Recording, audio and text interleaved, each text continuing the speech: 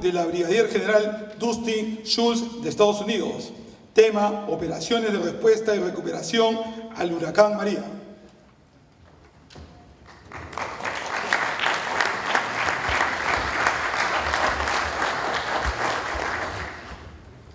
I am not good at speeches, so I'm going to translate for myself.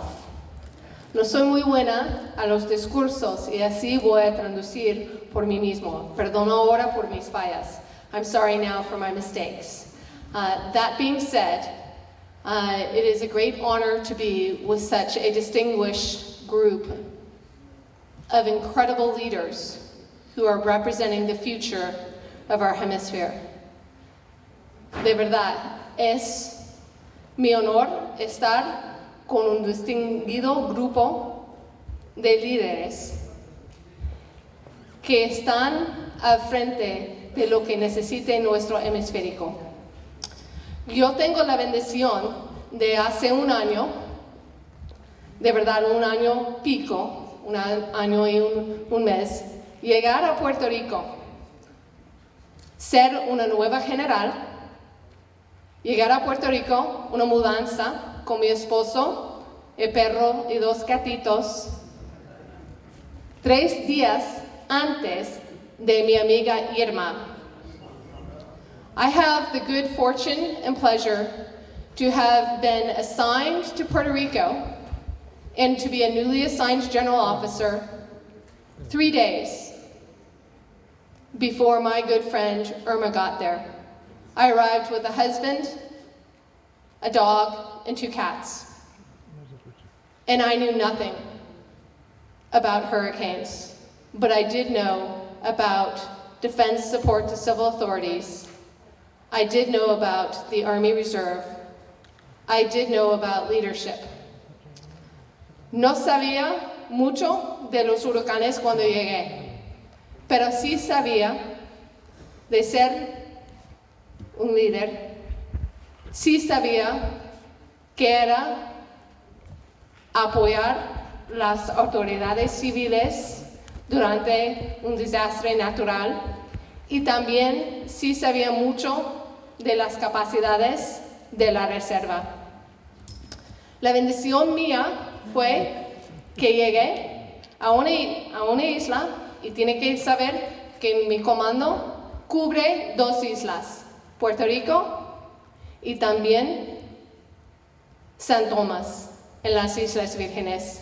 Son 5,000 soldados, hijos y hijas de Puerto Rico, boricua, son de Puerto Rico, representan diferentes unidades, señales, petróleo, ingenieros, doctores.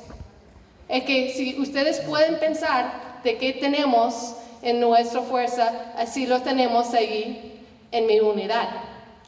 So one of the things I had the good fortune when I arrived is being in charge of a 5,000 person formation in Puerto Rico and the U.S. Virgin Islands, specifically St. Thomas. We had all sorts of different units, engineers, civil affairs, doctors, signal, petroleum, laundry and bath, mortuary affairs. Y la otra bendición es que cada uno de nuestros soldados no solo son de allí, pero tienen 2 idiomas. Cada de mis soldados pueden hablar en 2 idiomas, inglés y español. So the other blessing that we had is every single one of our soldiers, I shouldn't say every single one, 90%. But 90% of our soldiers speak 2 languages, English and Spanish. They know the geography. Entonces, el 3 de septiembre llegó Irma. Y después de Irma, las autoridades me sacaban y me dijeron, sí, tal vez necesitamos ayudanza con sus capacidades de lavadura y tal vez con el petróleo, tal vez con los asuntos civiles y los señales, pero no mucho. So after Irma came, the authorities came to me and said, we're going to need some of your help. Maybe a little bit with your laundry and bath unit. your civil affairs, your engineers, your signal, but not a whole lot. And then, de repente, boom, Maria. So, the day after Maria, el día después de María, estamos en una isla, 3 horas de avión de Miami. No había ninguna casa con electricidad. 85% de la población no tenía agua. 1,300 torres celulares lo quitaron de la planeta del 1600. So right after Maria came and she gave us a big pow in the face, that day, 3 hours by plane from Miami, we had no power on the island. 85% of the population didn't have water. 1,300 cell towers out of 1,600 were deleted from the planet, gone. Your cell phone didn't work. Los celulares no funcionaban. Sus pesadillas han llegado. Your nightmares arrived.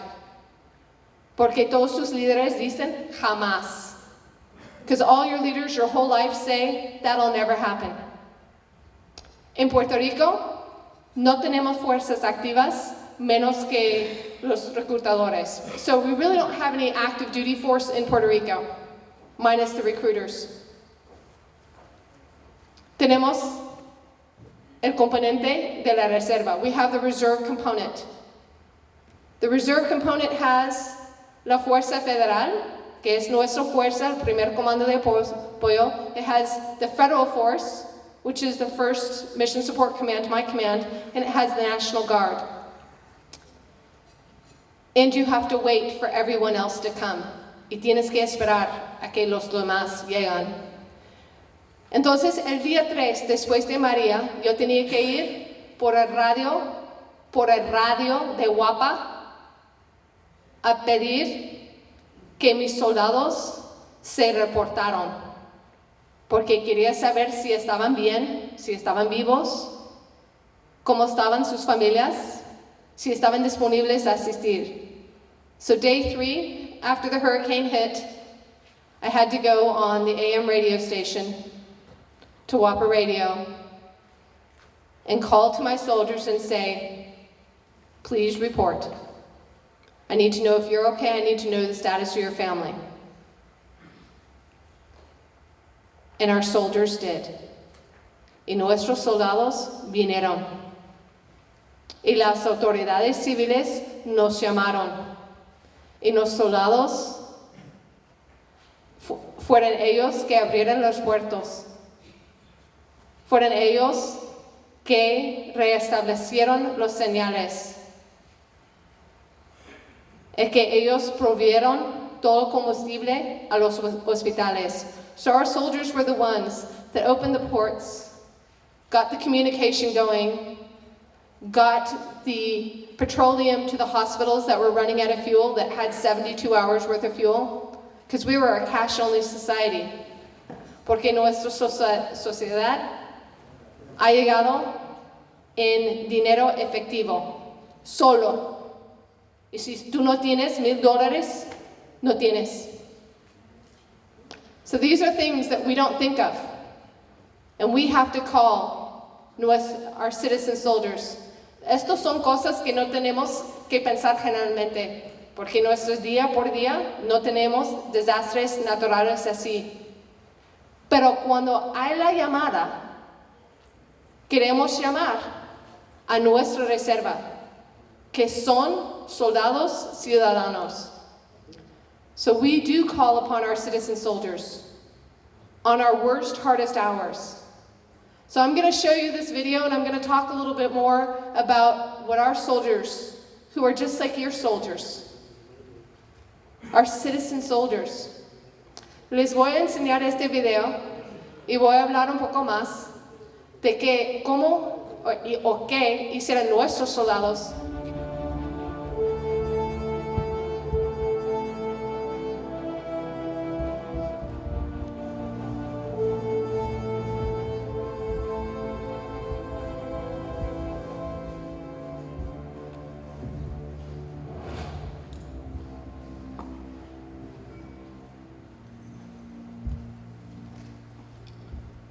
One team, one mission. Un equipo, una misión. No es unidad de comando, es unidad de esfuerzo. It's not unity of command, it's unity of effort. We had to be something better than ourselves. We had to find our why. Teníamos que ser algo mejor que nosotros mismos. Tenemos que encontrar nuestro propio porqué. Nuestros soldados, una reserva, trataron 12,000 pacientes más que la fuerza activa cuando llegaron. Abrieron 125 millas de carretera y la isla es 100 millas por 35.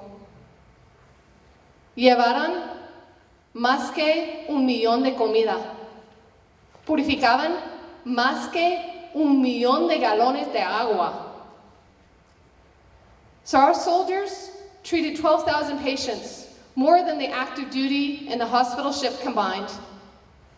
Our soldiers cleared 125 miles worth of road, and the island's only 100 by 35. Our soldiers provided over 1 million meals, purified over 1 million gallons worth of water, treated 68 different hospitals. And these were soldiers that had lost their roofs.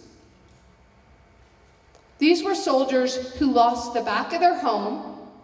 These were soldiers who had their mom now living with them because they lost everything. Y estos fueron soldados que eran ciudadanos, que habían perdido mucho. Perdieron su techo, lo detrás de su casa, que su madre ya estaba viviendo con sí mismo. Pero ellos, porque sabían la cultura, la geografía y cómo es, o tal vez quién es cada alcalde, cada persona que necesitamos tocar, ellos sabían. Our soldiers knew who each mayor was, they knew the geography, they knew the language, and they made it happen. And I don't pretend that we have our market on right, but I will tell you that the reserve soldier has the market on heart. No les voy a decir que tenemos el mercado de que es correcto, pero lo que voy a decir que tenemos de tener soldados de la reserva, y ellos tienen el mercado de corazón. Y nuestros soldados sirvieron y eran mejor que sí mismos. Tuvieron una meta y tenemos mucho más que hacer porque todavía tengo soldados que no tienen todo de lo que necesitan, no tienen todo su poder. El que Puerto Rico todavía no está ahí. So we still have soldiers that don't have power at their homes. We still have soldiers that don't have everything they need, and Puerto Rico is still not there. We're getting there. But it's hard, and it's a challenge.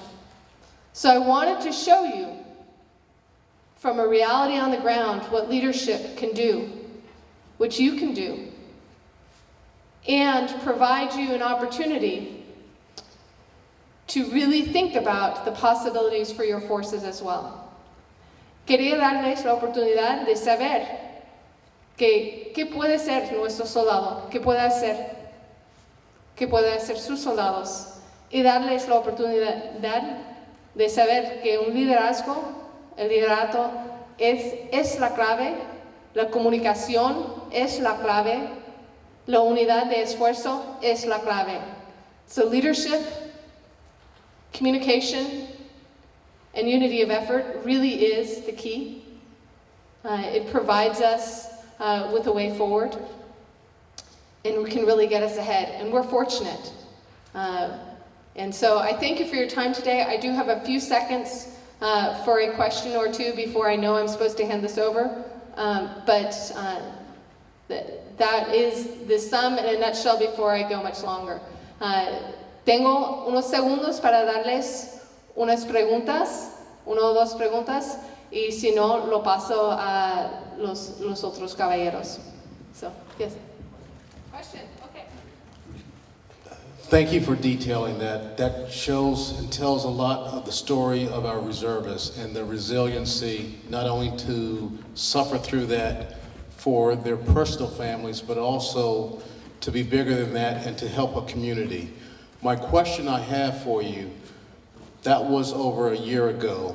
What is the state of Puerto Rico today, and how are your reserve soldiers doing, and how many are still on active duty supporting the recovery efforts? ¿Cómo estamos hoy? Pues es lento y poco a poco. So it's slow and little by little.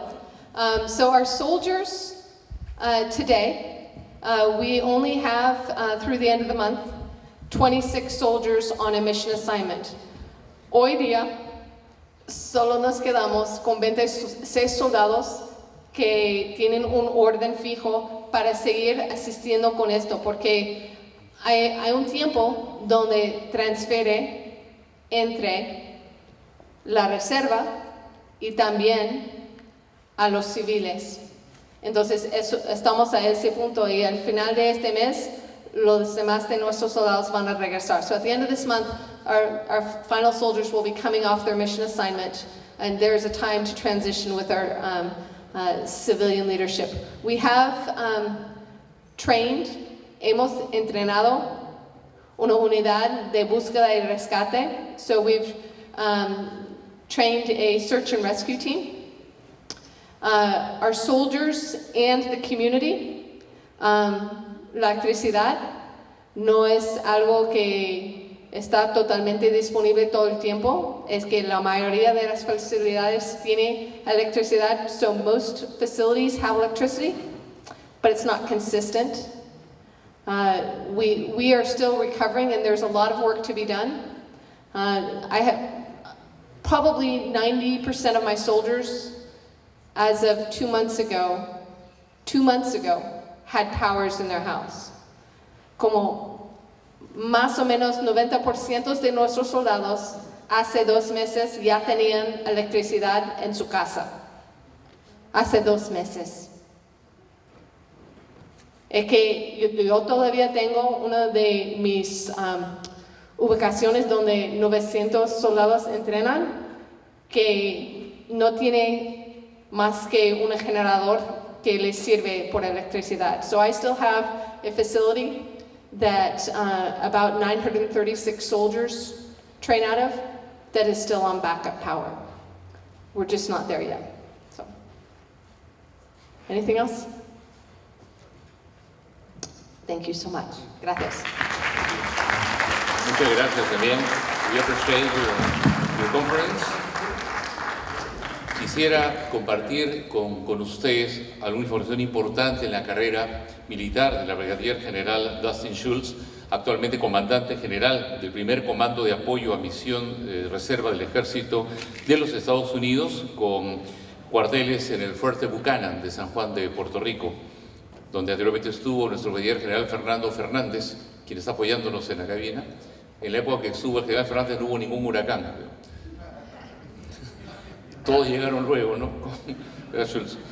La Brigadier General Dustin Schultz es oficial de inteligencia del Ejército de los Estados Unidos de América, graduada en el Instituto Militar de Nuevo México, Estados Unidos, en 1989. Sus primeras asignaciones en la Reserva del Ejército incluyeron servicio como oficial de contrainteligencia, fue líder de pelotón en el Batallón de Ingeniería, oficial administrativa de Asuntos Civiles, oficial ejecutiva de batería en el Batallón del Regimiento de Entrenamiento de la Escuela de la Reserva del Ejército. Adicionalmente sirvió como analista de inteligencia con la Fuerza de Tarea Conjunta Norte, apoyando operaciones antidrogas con el Servicio de Alguaciles Federales y la Agencia de Control de Drogas de los Estados Unidos, conocida por sus siglas de la DEA en inglés. Ha sido profesora asistente de Ciencias Militares en la Universidad de Utah, planificadora conjunta en el Comando Sur de los Estados Unidos, oficial ejecutiva y comandante del Batallón de Inteligencia Militar, con el cual se desplazó a Irak como parte de la Operación Libertad, y comandante de la Brigada de Inteligencia Militar. La Brigadier General Schultz, además es graduada de la Escuela Superior Nacional de Guerra de los Estados Unidos, del Instituto Hemisférico Occidental para Cooperación en Seguridad, del curso de Estrategia de Defensa y del Programa Canadiense de Comando y Estado Mayor Conjunto. Tiene una licenciatura en Artes, en Ciencias Políticas por la Universidad de Texas Tech, una maestría en Ciencias de la Inteligencia Estratégica por la Universidad Militar Americana y una maestría en Ciencias de la Estrategia para Seguridad Nacional de la Escuela Superior Nacional de Guerra de los Estados Unidos. Es un honor darle ahora la palabra y la invitación al señor Mayor General Philip Chern, asistente para asuntos de reserva del director del Estado Mayor Conjunto de los Estados Unidos de América. El Mayor General Chern, que ya nos visitó a principios de este año, nació en Washington, D.C., y fue comisionado como segundo teniente de artillería en el ejército de los Estados Unidos al graduarse en el Mount Sinai Marist College en 1983. Sus asignaciones anteriores incluyeron comandante general del Comando de la Policía Militar, director del equipo asesor para detenciones y corrección en Kabul, Afganistán, subdirector de operaciones de la Fuerza de Tarea Conjunta en Guantánamo, Cuba, comandante de batería del Regimiento de Artillería durante las operaciones Escudo del Desierto y Tormenta del Desierto en el Golfo Pérsico en el año 1983. El comandante de la Tercera Brigada de la División 104 de Entrenamiento, comandante del Batallón 336 de la Policía Militar, comandante del Batallón de la Fuerza de Tarea Bright Star en Egipto, subjefe de Estado Mayor de Preparación Regional y oficial ejecutivo de la Policía Militar. El Mayor General Chern es graduado de la Escuela de Comando y Estado Mayor del Ejército, la Escuela de Armas Combinada del Servicio de Estado Mayor y de los cursos básico y avanzado de oficial de artillería de campo. Recibamos con un aplauso al Mayor General Philip Chern.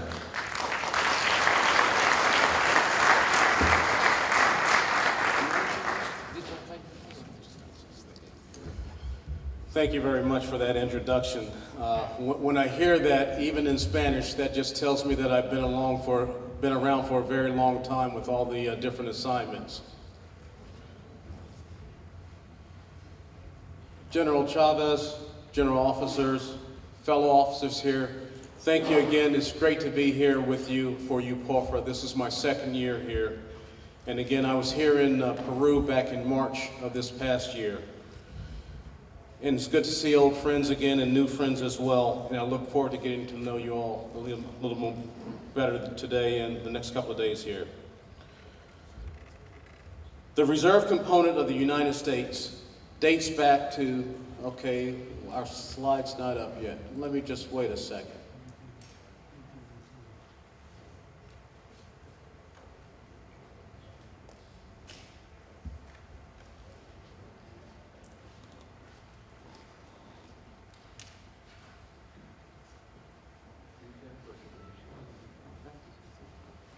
We're going to find out here if this is it or not. That is not it. Okay.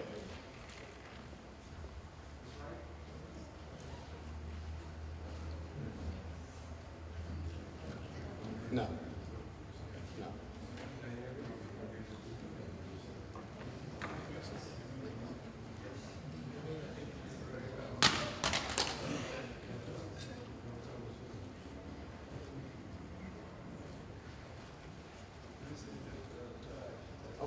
All right, got it. So, okay, well, listen. This will be an oral presentation without pictures, okay? We can do this. So again, the reserve component, my briefing today is on the reserve component mobilizations to support contingency operations for the United States. The reserve component of the United States dates back 382 years to December 13, 1636. With the Massachusetts militia. That is the official start date, 1636, for our Army National Guard. That's when the Massachusetts Bay Colony organized 3 militia companies to defend against the growing Indian threat. The American Army Reserve traces this history back to 1756 with the citizen soldiers and warriors to the French and Indian War of 1756. Since 1636 and 1756, the National Guard and the reserve components have fought in every major war and contingency from the War of Independence in 1775 to our current global war on terrorism today in 2018.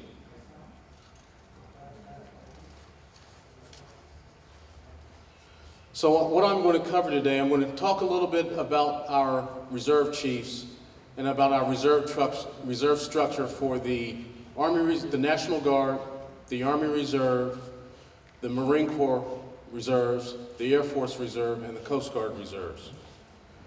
But before I do that, I want to talk a little bit about our Secretary of Defense, General Retired James Mattis, which is our 26th Secretary of Defense.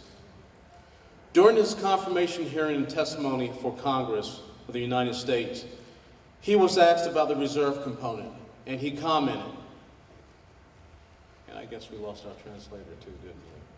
So yeah, we did. Let me just hold on. I'm on it.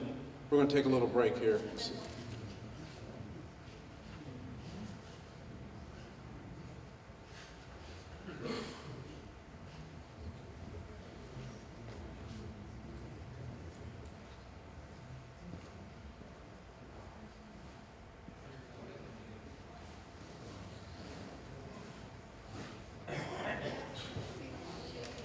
See? Okay.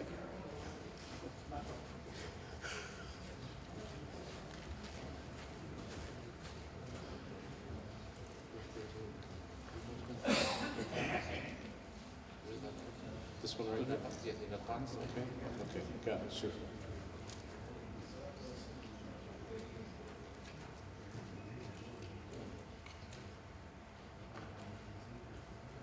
Okay, take two.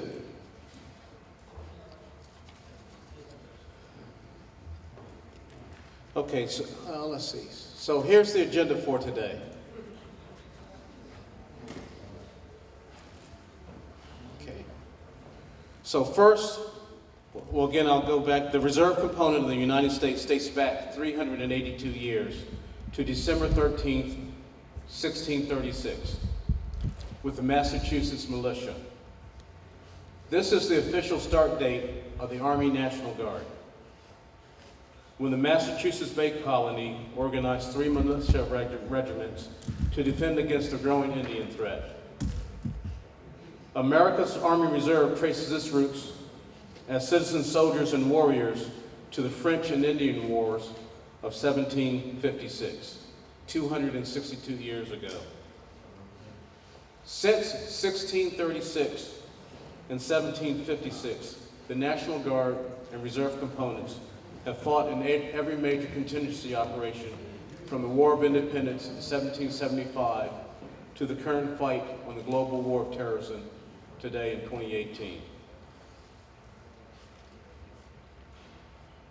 General Retired James Mattis, our 26th Secretary of Defense, during his confirmation hearings and testimony to the Congress of the United States, when asked about the reserve component, he commented, "I have personally witnessed the valor and skillfulness of the reserve members of our reserve components, honed by more than a decade of combat side by side with our active forces.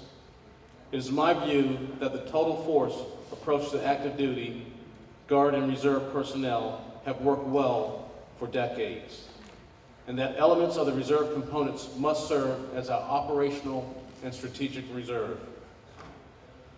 With a smaller active force and a challenging security environment, elements of the reserve components must serve as both that operational and strategic reserve." And he said, if confirmed, he will ensure that the reserve component has ample combat capability to complement and reinforce the active force in the event of sustained ground combat. Now, one note I want to point out right here, 40% of the U.S. Army total joint force is in the Army Reserve and the National Guard, 40%. Many of our leaders on Capitol Hill and in the militaries have commented that we cannot fight and sustain any type of operations without our reserve component.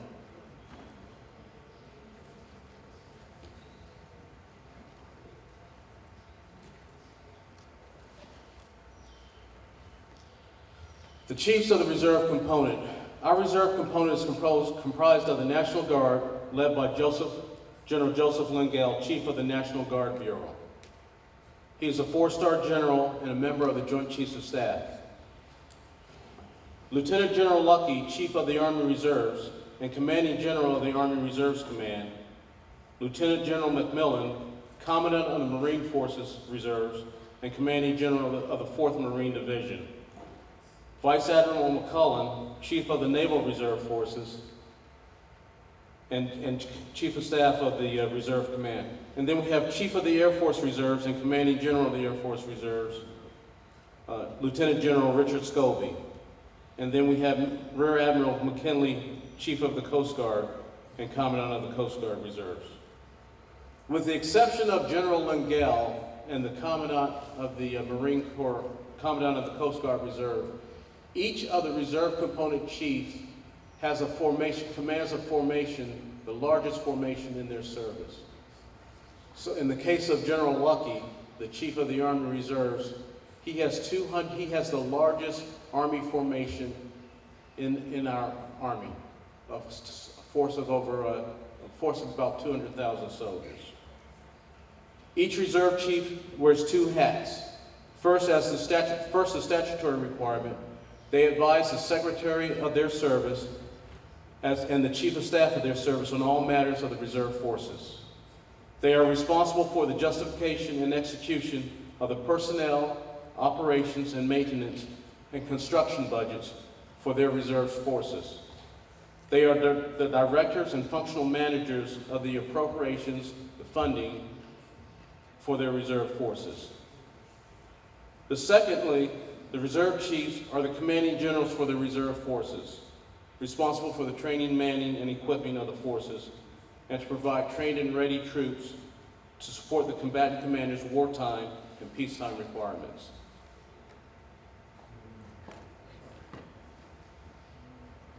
This slide right here shows you that since 9/11, September 11, 2001, more than 960,000 reservists, National Guard, Army Reserve, Coast Guard, Marines, Air Force, have been mobilized in contingency operations to support combat operations on the war on terrorism.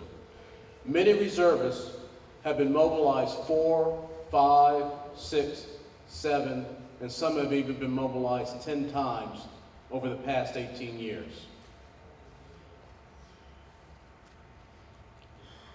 Next, I'll talk a little bit about each one of the services. The National Guard has 2 missions. First, the federal mission is to maintain a well-trained, well-equipped units able for prompt mobilization during war and provide assistance during national emergencies. The second mission is their state mission, to provide protection for life, property, and preserve peace, order, and public safety within their states.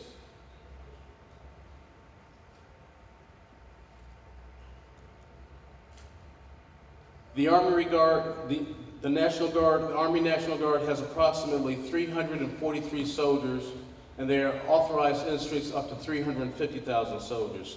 That represents 33% of the total Army force. What's important to note is that the U.S. Army has about 60 brigade combat teams. The National Guard has 27 of those brigade combat teams, which is about 42% of the total brigade combat teams. They have 96 multifunctional brigades, 8 combat aviation brigades, 2 special forces groups. So again, quite a significant amount of capabilities that reside within our Army National Guard. Also, the Air National Guard, although it was not established until 1947, the National Guard aviations have played significant roles in America's war, most of its major contingency operations since the First World War I. They have also aided in their states with the natural disasters and civil unrest since the mid-1920s. America's Army Reserve. generates combat-ready units and soldiers for the armies and joint war fighters that are trained, equipped, and lethal, ready to win our nation's wars. The Army Reserve, the most capable, combat-ready, and lethal Federal Reserve Force in the nation's history. With the unique skill sets and key support capabilities organized and streamlined into deployable units, the Army Reserves can be activated in any combination and tailored to current emerging requirements. The combined strength of the Army National Guard and the Army Reserve is 52% of the total Army strength. This chart right here highlights the capabilities that are unique to the Army Reserves in the total force structure of the Army, National Guard, the active component, and the Army Reserves. As you can see, when it comes to the combat service support, our Army cannot do without the Army Reserves or the National Guard. The Air Force Reserve was established in 1948, 70 years of history. The Air Force Reserves represents 14% of the total Air Force and is responsible for 60% of the air refueling capabilities and 23% of the tactical fighter jets for our total Air Force. So when we talk about the total force and mobilizing for combat operations, not one active duty unit, Army, Air Force, Marine, Coast Guard, can mobilize and deploy without the Air Force Reserve. 60% of our fueling capabilities reside in the Air Force Reserve and the Air National Guard. So when we fly troops to Southeast Asia, when we fly troops to Korea, that cannot be accomplished without the Air Force Reserve and the Air National Guard.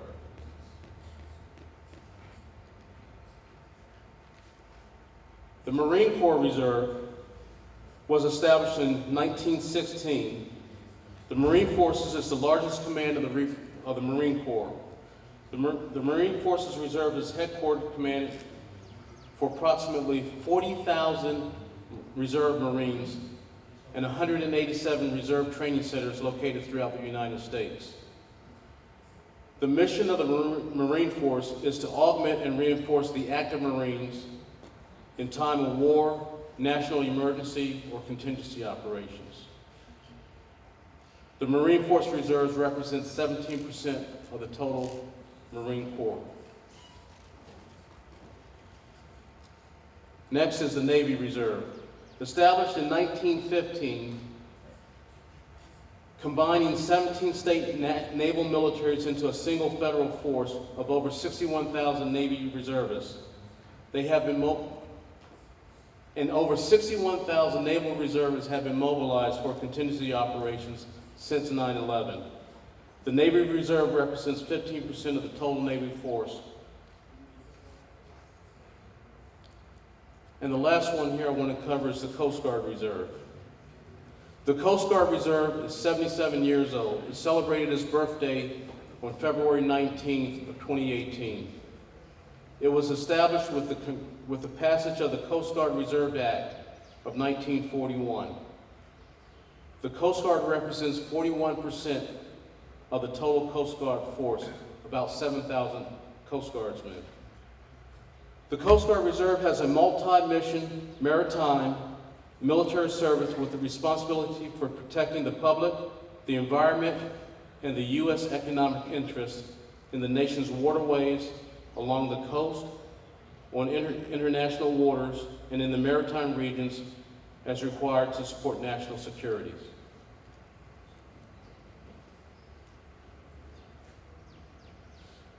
This slide right here talks about how we assess the reserve component.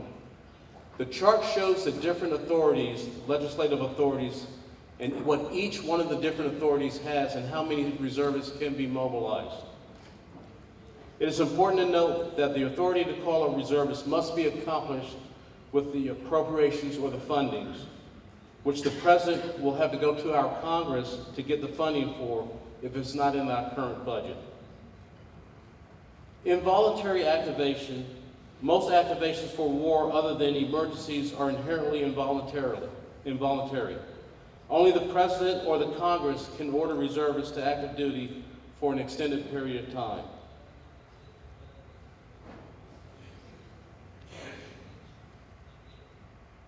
Full mobilization. If a war or national emergency is declared by our Congress, all reserve component units are eligible for involuntary call-up. They can be kept on active duty for a declared war or emergency, plus up to 6 months.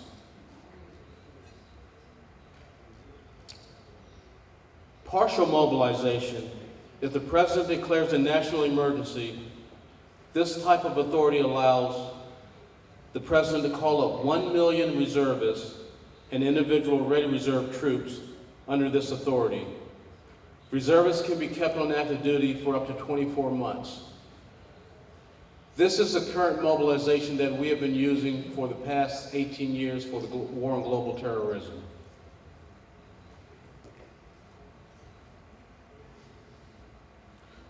Under this, the next one is the Presidential Reserve Call-Up Authority. Under this type of authority, the President can activate up to 200,000 members of the Selected Reserve and 30,000 members of our individual Ready Reserve, who can be kept on active duty for up to 365 days for any mission deemed necessary. The new authorizations fall under Two new authorizations fall under this authority and apply to all DoD components.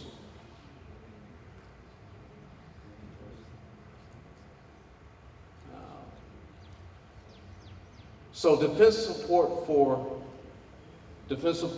civilian authorities. General Schultz covered this, so I'm not going to cover this slide right here, but what I really want to show you is the next slide. In 2017, the U.S. was hit with 4 major hurricanes, one right after another,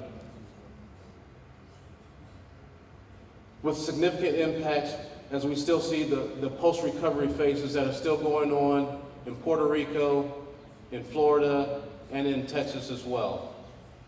But you can see with Hurricanes Harvey, Irma, Maria, and Nate, the amount of reserve components that were called up to support those operations.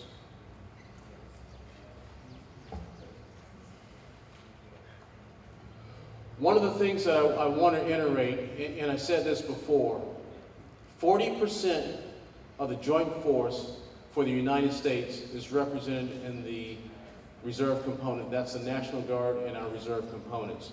And again, there's no operations that we can sustain, combat operations, or even in cases of national emergencies, without the use of our reserve components.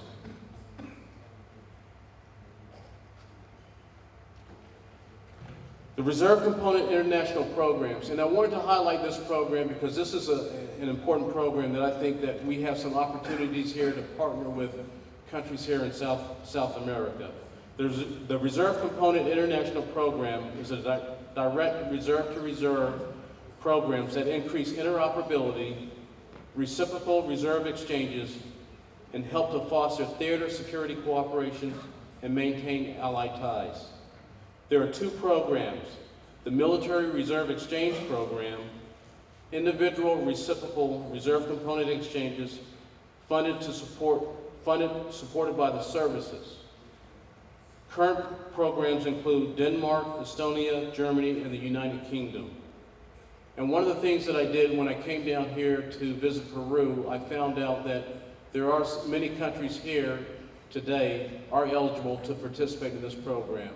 And I request that you go work through your State Department reps with your embassy reps to get more information on this program. The next one is a Reserve Component Residency Program. This allows reserves from participating nations to perform their reserve service with the host nation.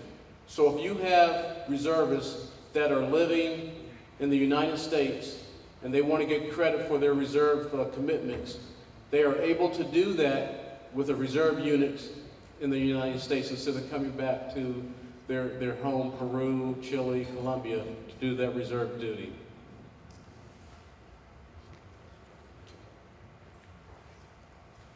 Okay.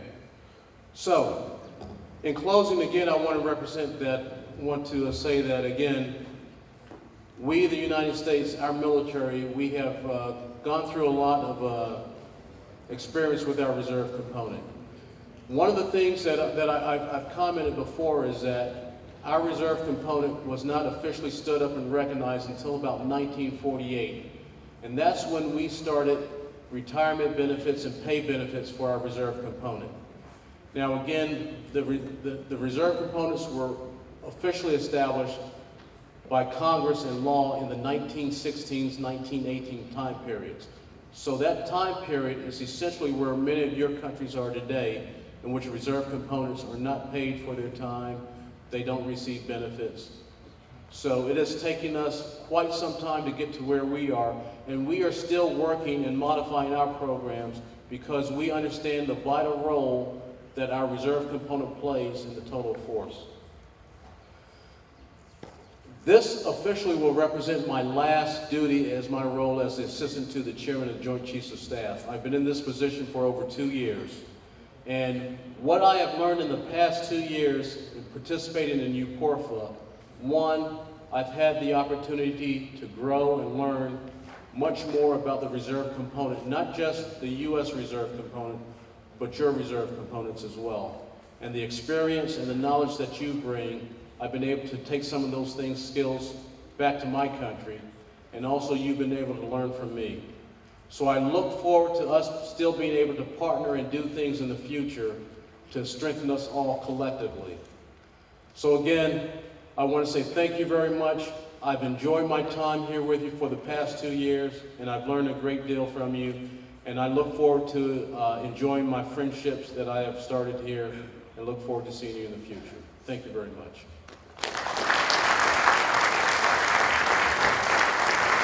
Are there any questions?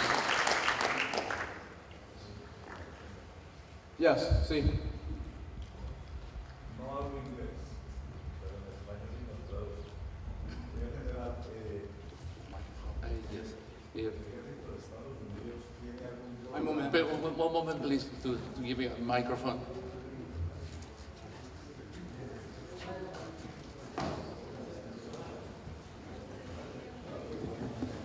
Le voy a alcanzar, por favor. Si de repente me ayuda.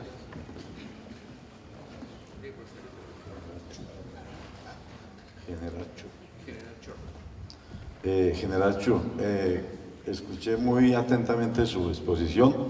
Lo felicito. Para nosotros como miembros de la Reserva del Ejército de Colombia es un honor tenerlo acá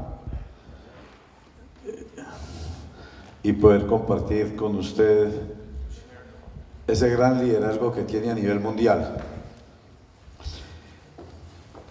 Nosotros en Colombia y los países latinos tenemos un gran problema y es el narcotráfico.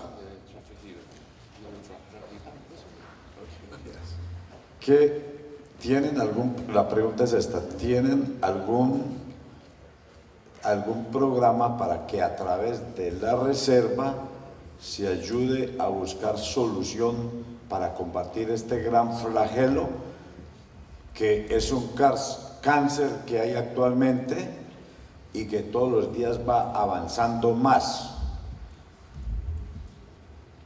Viendo cómo a través de gobiernos digámoslo claramente, de Venezuela u otros países, se ha incrementado la exportación de cocaína a Europa, a Estados Unidos y los demás países. ¿Puede con la reserva hacer algo para esto? First, I agree with you that the drugs are a problem for not just South America, but they're for the North America as well. So part of that solution, I think we need to look at what programs Southcom may have in terms of their security cooperation agreements. So I would ask you to go back through the Southcom liaisons and see what we can do. some things come to mind as training and everything else, but I know that in the U.S., our reservists play a great role in the interdictions of drugs and everything else, but we do that. It's taken us some time to do that. There are a lot of capabilities with our reserve component, and I'm sure that you have a lot of capabilities with your reserve officers here as well. So I think those are some questions for the Southcom team. Gracias. Any other questions? Okay, and I see the little face-to-face coordination going on down there, so that's perfect, super. Okay, thank you very much, appreciate it.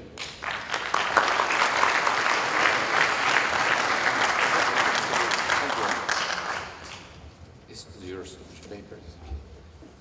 It's also? No, it's yours. Thanks. And your pen.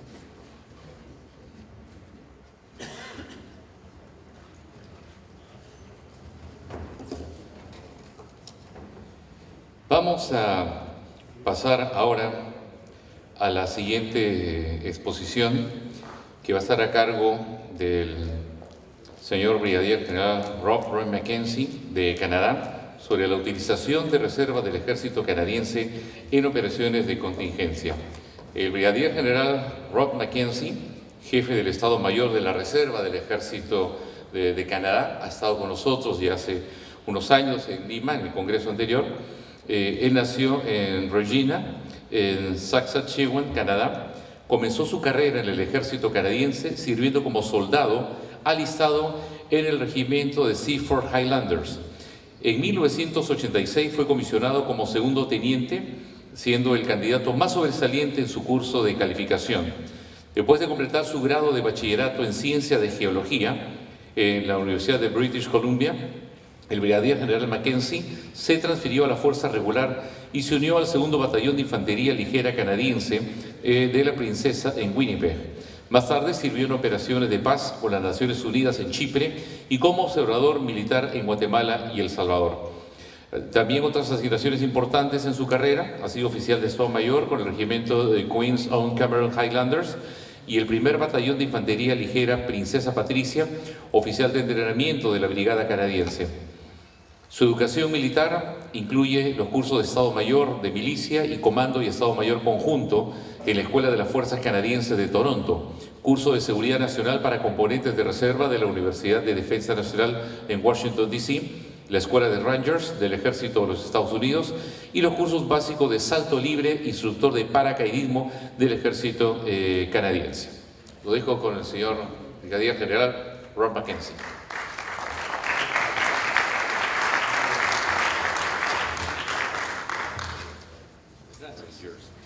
Gracias.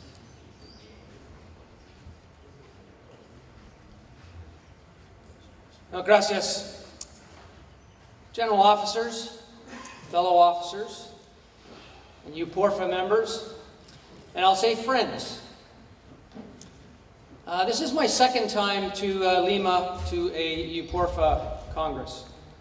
3 years ago, I had the honor and experience to attend my first UPORFA Congress right here in Lima.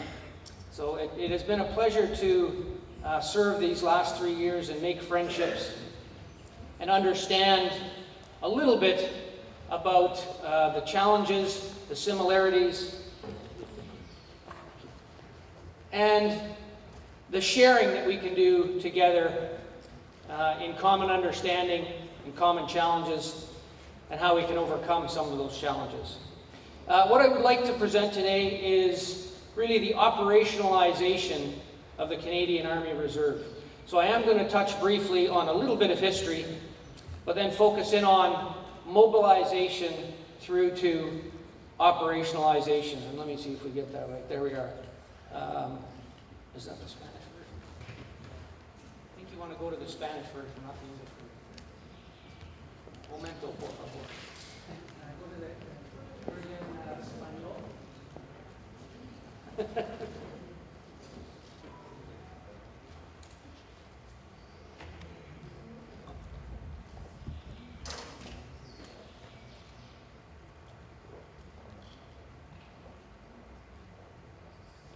I will say, my presentation is in English and Spanish, and with 2 screens. In Canada, normally that's English and French. So a little bit of a unique challenge here today.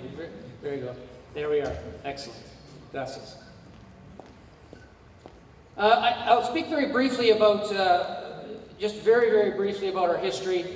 As I mentioned, I'm going to speak about mobilization through operationalization, what that means in a critical time for us. And when I talk about mobilization, I'm going to speak about a time in Canada, and it was all volunteer service, the First World War and the Second World War. Then I'm going to speak a little bit about our structure and where people are today in current operations and what we've done over the last few decades, and then go to a conclusion. So a little bit about our National Defense Act. Many of us, of course, pay very close attention to the legislation, what it means, federal and other legislations, what it means for reserve service. But I highlighted one very small and important bit here, and that is our reserve of all types in Canada are those people who serve in the forces other than on active service. And I say that because when I talk about mobilization through to operationalization, a large part of Canada's, what is today Army Reserve, was on active service for World War I and World War II. Our Army Reserve began with militia units, as we call them, over 200 years ago. Canada is only 151 years old. We have 10 Army Reserve units today who are just a little bit older than Canada, but the majority of our Army Reserve units, the structure and their history, and heritage comes from the time frame of our mobilization and World War I almost 100 years ago. So I jump forward here to where we are, and I spoke last year at UPORFA about our new defense policy, Strong, Secure, Engaged, and what that means for our entire Defense Department, our entire Canadian Armed Forces, but most specifically, the bolstering and the reinforcement of the Canadian Army Reserve. Everything we asked for, we were consulted across the country, as well as across our forces, about what we wanted to do, what we could do, what we needed to do. And everything we asked for, the government turned around and directed us to do. So we're in a very unique and positive place. That new vision for the reserve, the defense policy, is a 90-some-odd page document. I'm going to draw out a few of the very specific highlights for our reserve. This was an increase to the overall reserve to 30,000. That is Army, Navy, and Air Force. The largest component of that is the Army Reserve. Of this number, about just under 25,000 will be the Army Reserve. Today, we are just under 19,000 in the Army Reserve, and our regular component is about 22,000. So the Canadian Army Reserve makes up almost half of the Canadian Army. Retooling our recruiting process. We were in a very slow and laborious process. We have done that over the last year and a half, and we now bring in our reservists much quicker. The longest process we had was our recruiting process. It took us a year to 18 months to get people in. We're now down to an average of somewhere between 60 and 90 days. The majority are closer to the 60-day mark.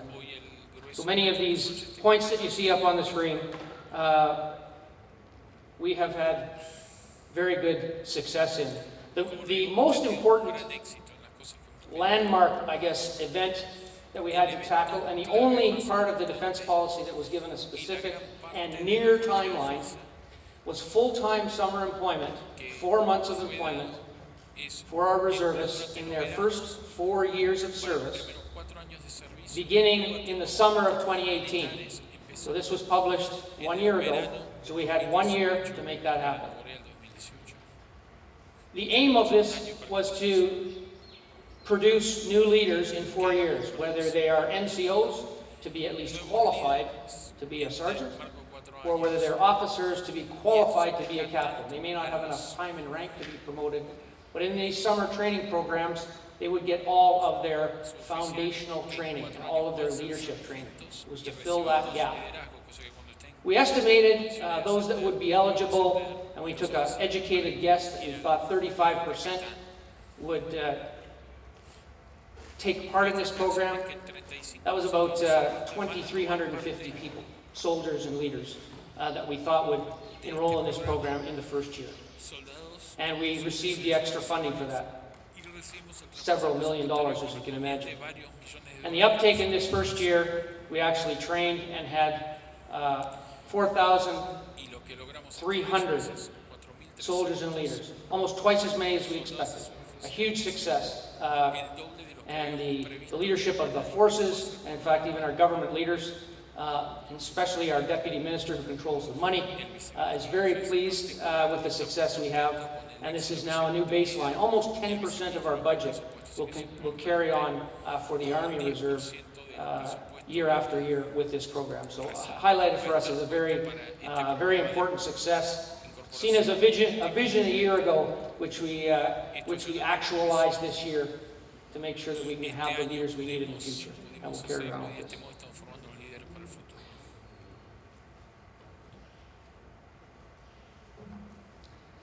New capabilities was also very important. There's the traditional combat arms, combat support arms, and all of the capabilities that we had. We had new and emerging capabilities within our armed forces, things that we saw on operations in Afghanistan, the Middle East, and other places where we had deployed.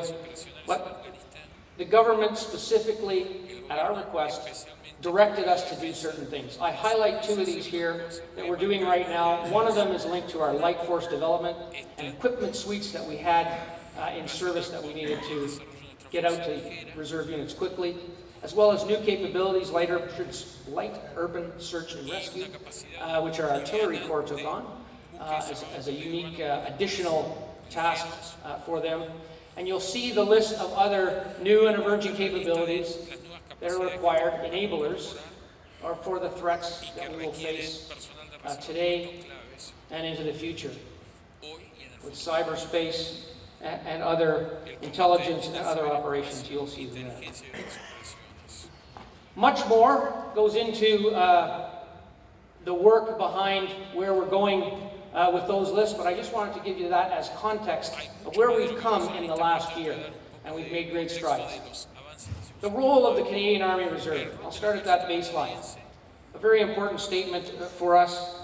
The Army Reserve is a professional, part-time force, and I stress on that, part-time force, who provides local engagement and responsive, integrated capability at home and abroad to support the Army mission.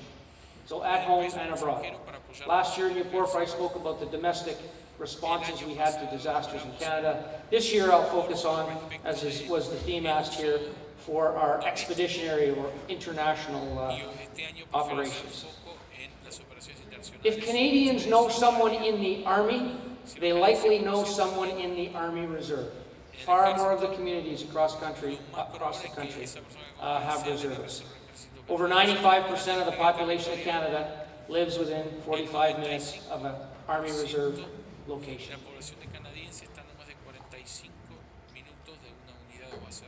A little bit of our history now from mobilization, that volunteer base. Our regular component was just under 4,000 people at the beginning of World War I, a very small number. And the militia, the Army Reserve as we call it today, those units across the country, was the mobilization base, and the volunteers, unit by unit, that fought in the First World War. And for Canada, that was 620,000 people of a population of 8 million, almost 10% of the population that fought. And you see the numbers that died. This year being the 100th anniversary of the armistice, at the end of that war, that we will celebrate with great pride and commemoration for those that we lost this November. In World War II, a similar mobilization, the regular component, we didn't, when Canadian soldiers, sailors, aviators came back, they went back to what they did in civilian life. We did not have a large regular component. You hear the similarities between what General Chern had said here. And we mobilized again for the Second World War, and it was a call for active service and volunteers that mobilized over 1 million of a population of 11 million people. Again, this was 10% of the Canadian population. So that is where we come from, and where those units were in that time frame is roughly where our unit locations are today. And that is a challenge for us, because the population of Canada is changing. We don't live in the same small communities we lived in 100 years ago or 80 years ago.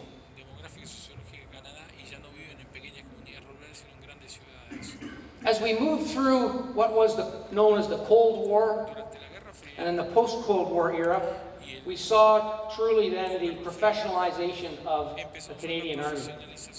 And it became a much larger component of the Canadian Army, regular Army I should say, as well as a reserve component. We saw service, and you'll see the picture there, with NATO forces stationed in Eastern Europe at the time. Peace support operations around the world, and then a transition for our Army Reserve to start service alongside and integrated with our regular component. You'll see here a few of the specific numbers, and just so I don't mistake them here.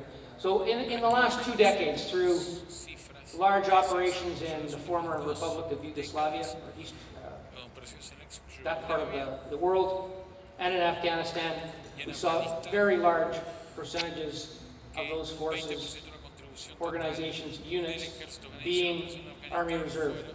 In the Balkans, we saw formed bodies of reserve soldiers with units. One of the battle groups saw 50% of that battle group. That was the highest point served in the former Yugoslavia. Of all of the missions over the some 13 years we were in Afghanistan, approximately 20% of the contribution was from the Army Reserve. And overall, as you see there, since 1990, almost 17% of all of those that have served are from the Army Reserve. As we operationalize things today, it's not just about individual augmentation, individual members. What we've looked at this point is to right-size our structure, the task units to provide certain capabilities, our reserve units to provide components of their structure that can be integrated and part of the regular units. That is our, as I go to the structure in a moment, that is a challenge we're working on right now. We've trained some in our first deployments of those types of organizations, which mirror what we did in Yugoslavia, will be done in Latvia. I almost said next slide. This is where we are actually today. We don't have a huge component of our Army deployed, but we do have many smaller missions around the world. We don't have the large missions right now as we did in the Balkans and Afghanistan. Our largest being the lead nation status we have in the country of Latvia, of four of the lead nations there, with a multinational battle group, 8 countries contributing there. 10% of that organization are reserve soldiers and leaders. Small missions, the smaller numbers there, Congo and other UN missions. We see larger percentages of reserve soldiers, leaders mostly, and we will end up taking on, in some cases, those missions in their own right. The Ukraine is another sub-unit size, think a company or squadron size mission there, and we have a small component of reservists with that mission. The last line there where you see miscellaneous or other missions, those are short duration security cooperation assistance missions where we'd send people for a short duration in time. All of the ones above there are 6 months in a theater doing whatever that mission is. The others are smaller and in various places in the world. And again, overall, in the contributions of what we have from the Army today, it's almost 10% of our operations.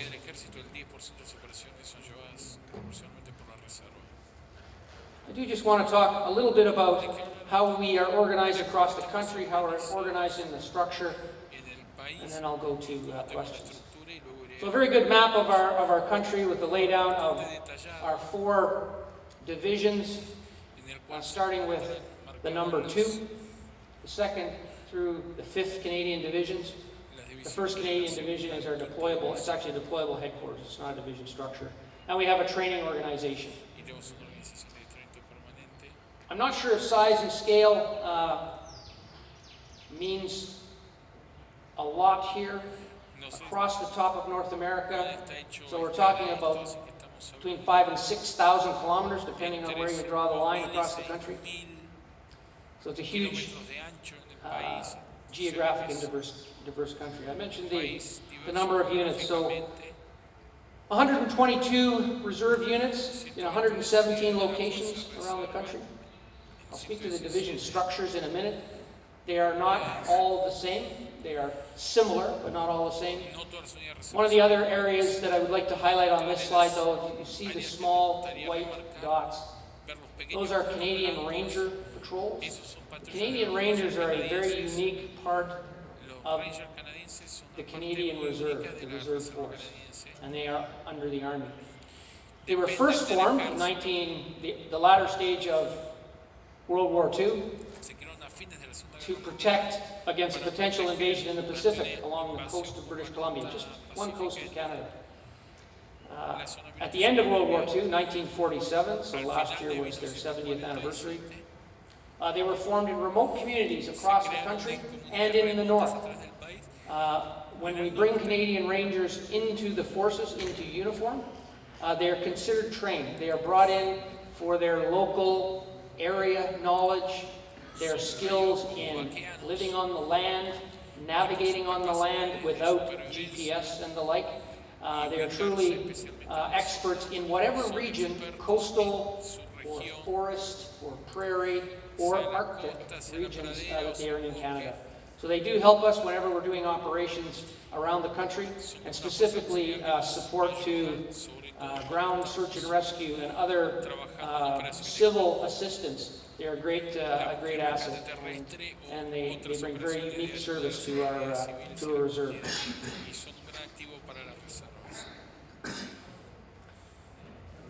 Now you have a little bit of a picture of where we are in Canada. We have 4 similar divisions. The 2nd Division, which is our Francophone division, 3rd, 4th, and 5th Divisions. They are integrated at the formation level. And that's an important distinction, because we're at the stage now where we're moving from that formation level integration down to unit level integration. Each division is commanded by a regular component, 1-star brigadier general. The deputy commander is a 1-star reserve component general officer, brigadier general. The formations you see in diagram there from left to right, each of our divisions has either a Canadian Mechanized Brigade Group, so 3 of the divisions have that, and one of our divisions has a Combat Support Brigade, an enablers type of brigade. Each of the divisions also has reserve formations. 2 of the divisions, which have a bigger geography, have 3 Canadian brigade groups. Those are brigades commanded by and fully manned by reservists and regular support integrated. 2 of our divisions have, just by geography and size, only 2 of those brigades. We have a support formation as well that does our base and other institutional support. A training center, which is a battalion unit size organization. The Canadian Rangers, which are, again, a unit size organization. But I'll note that our 1st Canadian Ranger Patrol Group, 1 CRPG, which is in the north, is the largest unit in the Canadian Forces. It has almost 1,800 Canadian Rangers. Huge geography. And an intelligence organization. This is the general, it's a very generic structure that this depicts, but it's a general description of how our divisions are organized.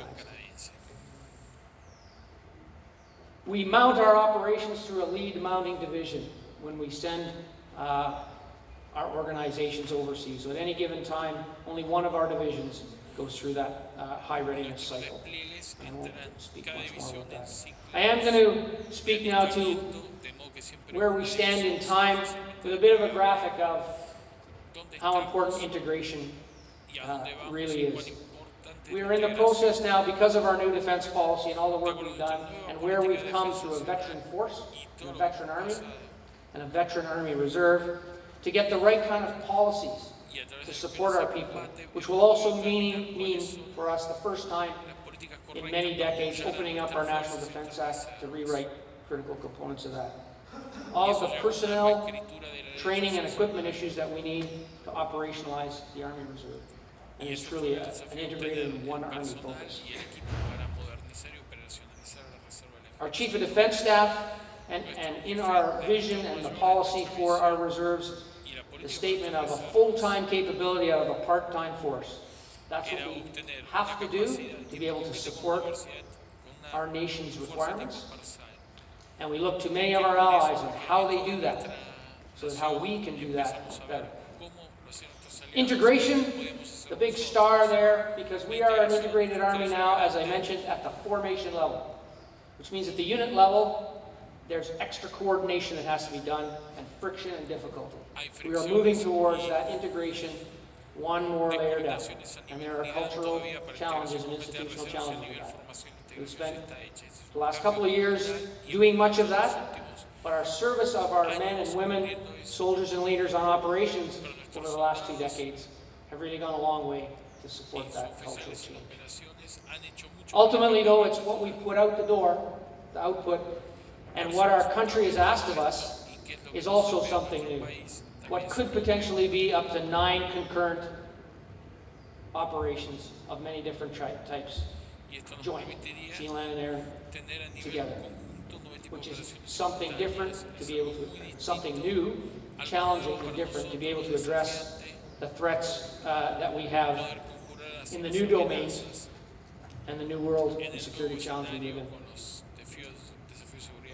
So with that, I know I've gone quickly. I will stop there, and I'm happy to take any questions you may have.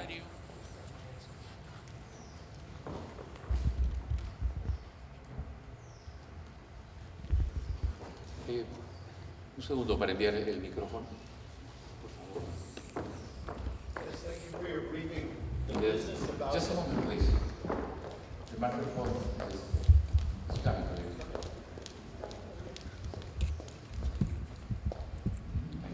Gracias. The business about the 4 years of summer employment, that could start really even before the end of high school, I suppose, maybe 1 year before. Do you think you'll keep this going afterwards? It sounds like a brilliant idea.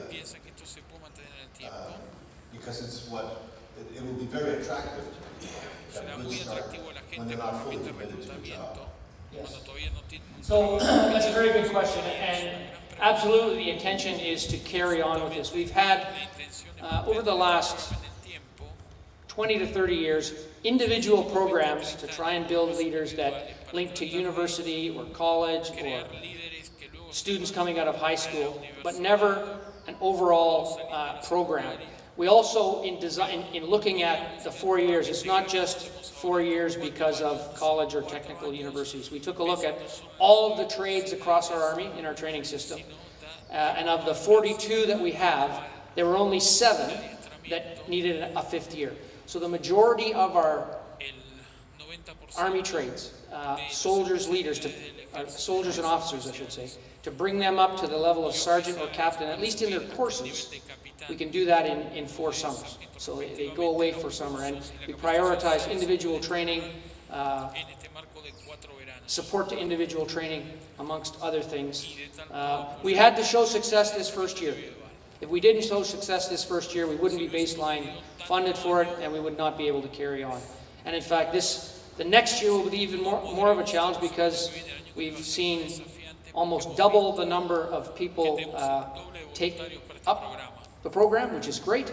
Now we want to have them go into year 2 and still carry on with the growth in a subsequent year.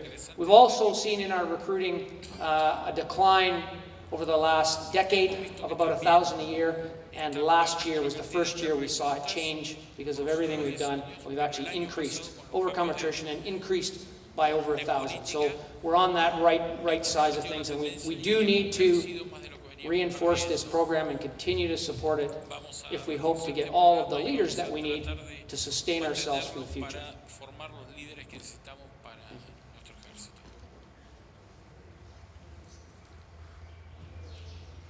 Any more question? ¿Alguna pregunta más? Gracias. Thank you very much. Thank you.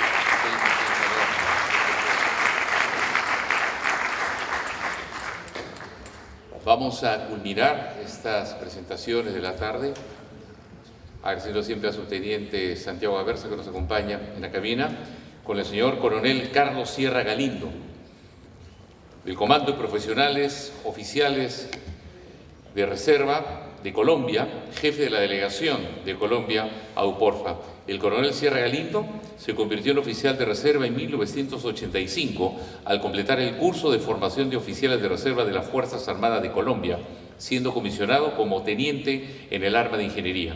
El coronel Sierra Galindo ha servido en numerosas asignaciones como oficial de Estado Mayor e instructor de elementos operacionales de ingeniería, policía militar y operaciones psicológicas de las Fuerzas Militares de Colombia. Igualmente como jefe de la Reserva del Ejército de Colombia, organización compuesta por sobre 4.000 oficiales de reserva voluntarios que apoyan directamente las operaciones del Ejército a través de Colombia. Es graduado en la Escuela Superior de Guerra del Ejército de Colombia, posee un grado de maestría en Defensa y Seguridad Nacional y una licenciatura en Ingeniería Civil por la Universidad Javeriana de Colombia. Él es ingeniero civil de profesión con más de 30 años de experiencia en el desarrollo y construcción de proyectos mayores residenciales, petroleros y de facilidades vacacionales. Con ustedes, el señor coronel Carlos Sierra Galindo.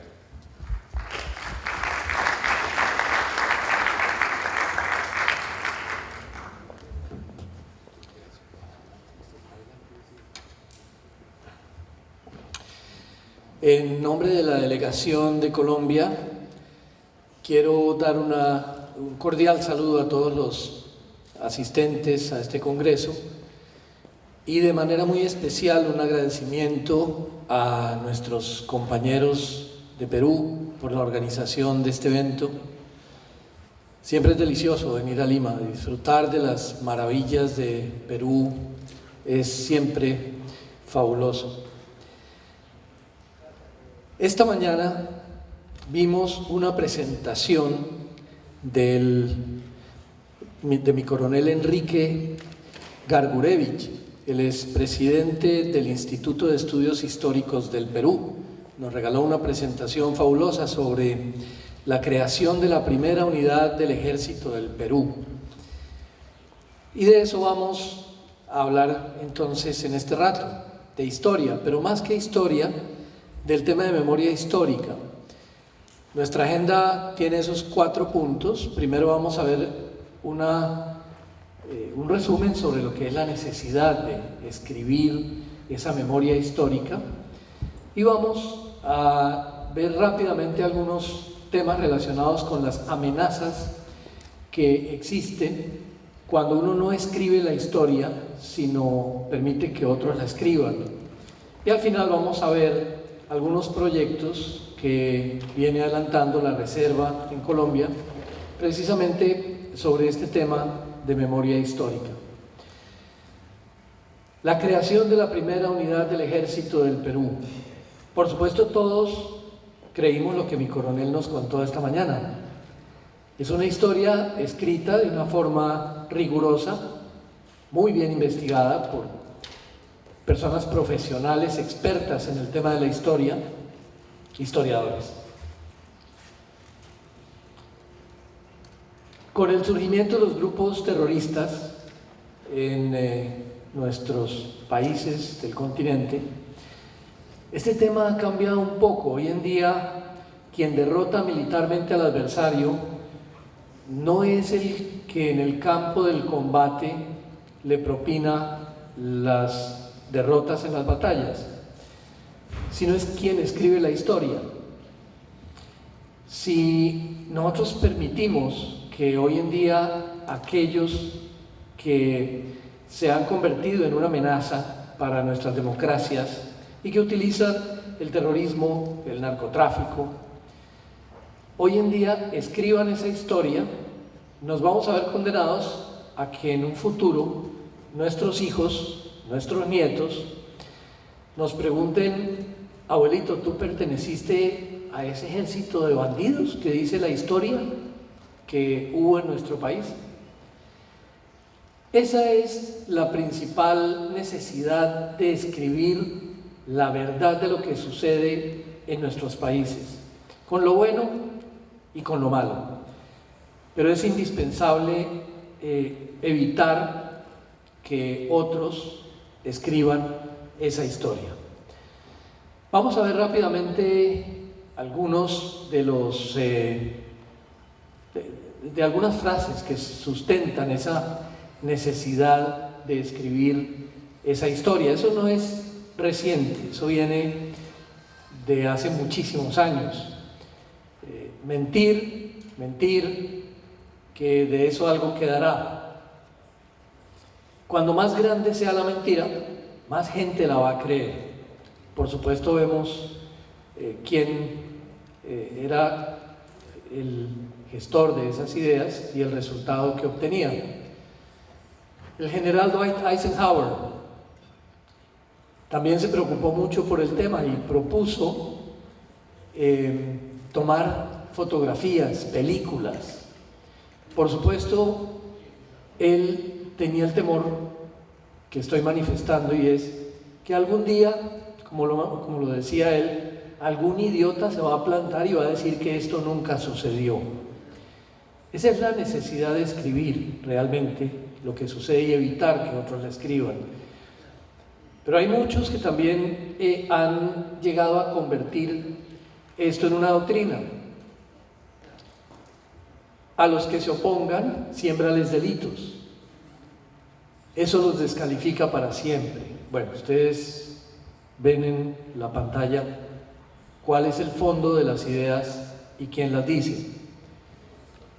Es realmente lo que estamos viendo suceder en algunas de nuestras democracias.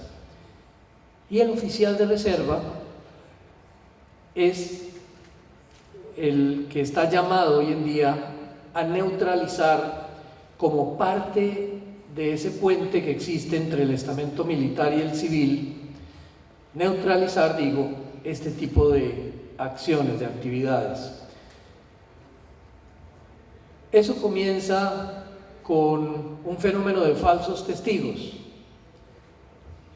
En Colombia se ha registrado este fenómeno desde hace ya muchos años. Quiero mencionar solamente algunos casos.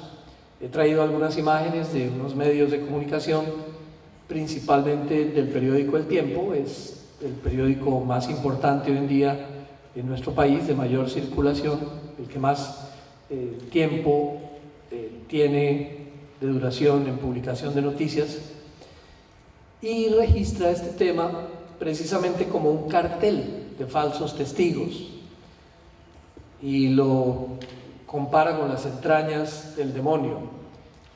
Hay unos casos que han sido emblemáticos en Colombia.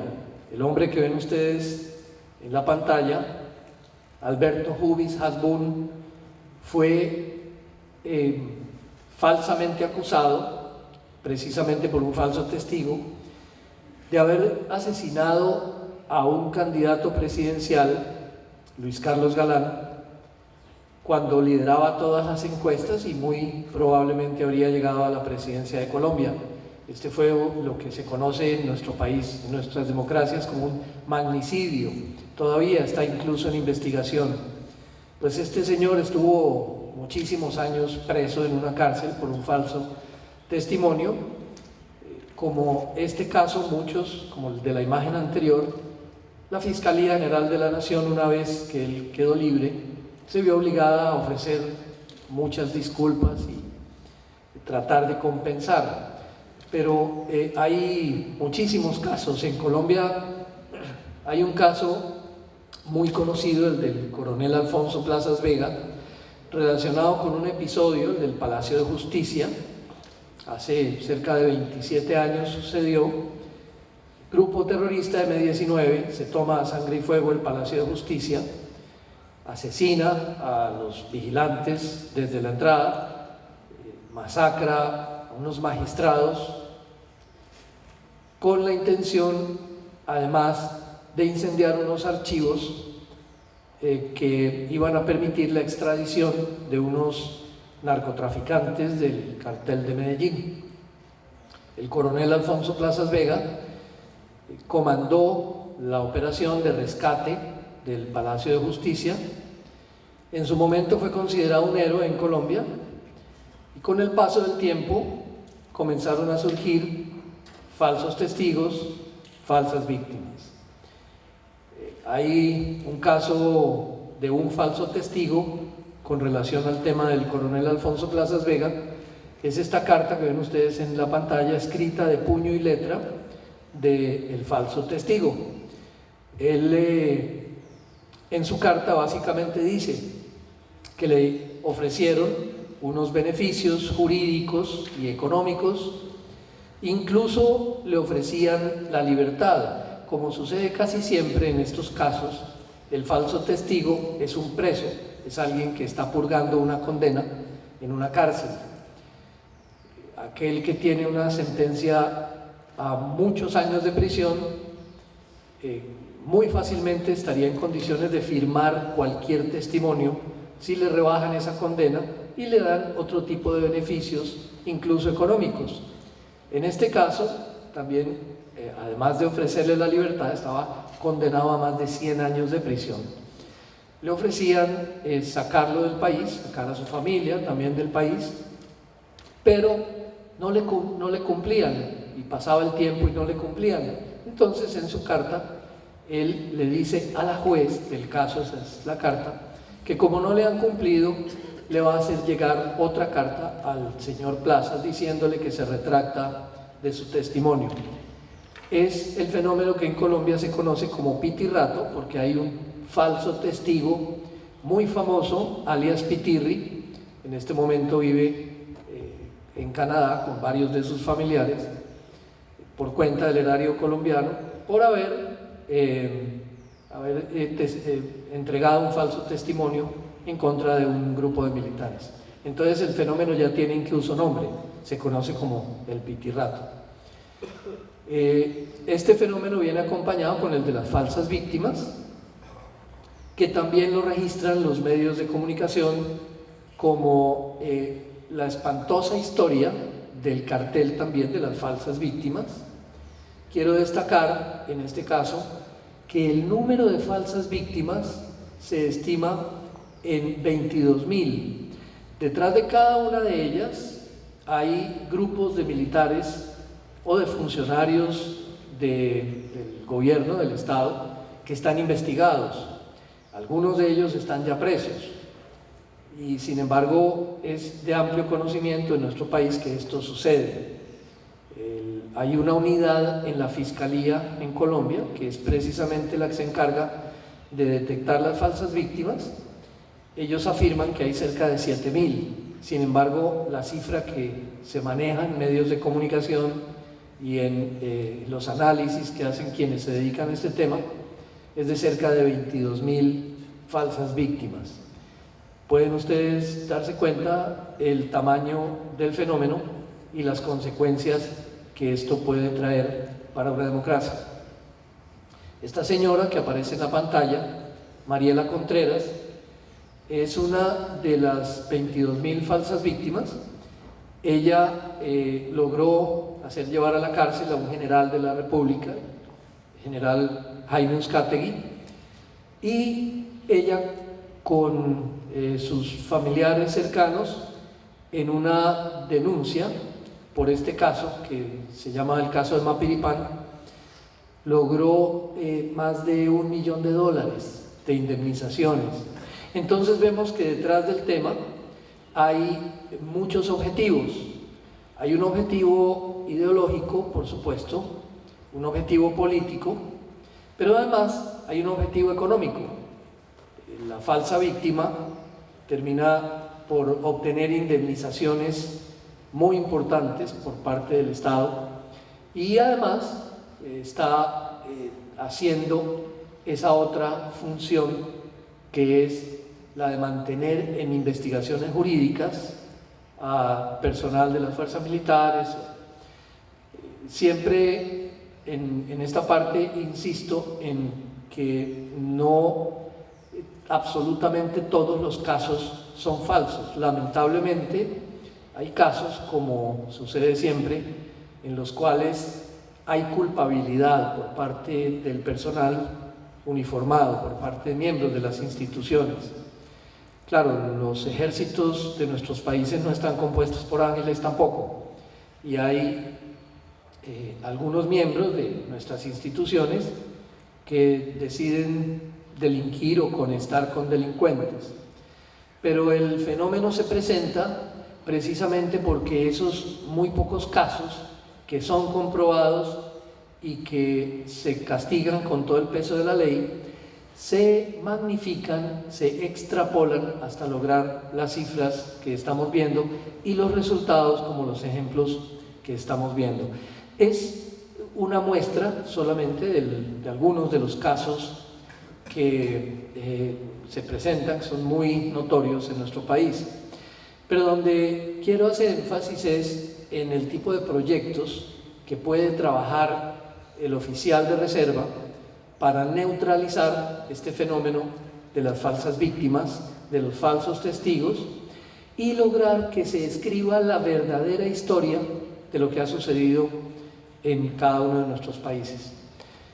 Dentro de los proyectos que quiero mostrar, tal vez el que más tiempo lleva en su trabajo es una emisora radial, un programa en una emisora radial. El programa se llama Realidades, lo produce un grupo de trabajo compuesto en un 90% por oficiales de reserva, se transmite en una emisora local de Bogotá y otras emisoras de algunas ciudades importantes, y se retransmite en una emisora virtual, emisora que se puede sintonizar en la página electrónica de este grupo de trabajo, que se llama Verdad Colombia. Así se llama la página electrónica, verdadcolombia.org. Ahí se pueden encontrar los programas de radio.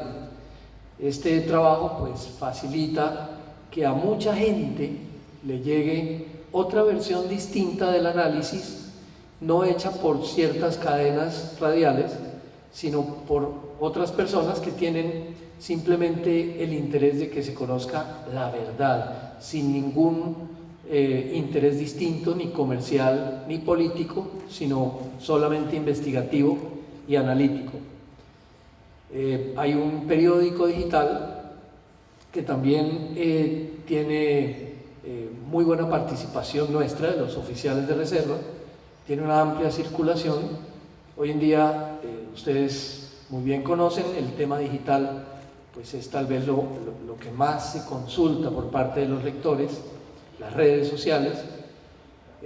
Hay una obra de teatro que ha sido promovida por uno de los oficiales que está en este momento en la delegación de Colombia.